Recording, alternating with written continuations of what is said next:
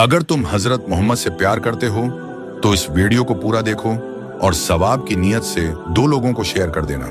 जब मक्का वालों ने नबी की बात ना मानी तो आप ताइफ तशरीफ ले गए ताकि वहां के लोग इस्लाम कबूल करें, मगर ताइफ के सरदारों ने न सिर्फ इनकार किया बल्कि बच्चों और उबाशों को आप सल्लल्लाहु अलैहि वसल्लम पर पत्थर मारने के लिए भेजा। आप सल्लल्लाहु अलैहि वसल्लम के पांव जख्मी हो गए, जूते खून से भर गए और आप एक बाग में पनाह लेने पर मजबूर हो गए। इसी वक्त जब्राइल अलैहिस्सलाम नाजिल हुए और अर्ज किया, या रसूलल्लाह, अगर आप चाहें तो मैं उन पहाड़ों को ताइफ के लोगों पर गिरा दूं।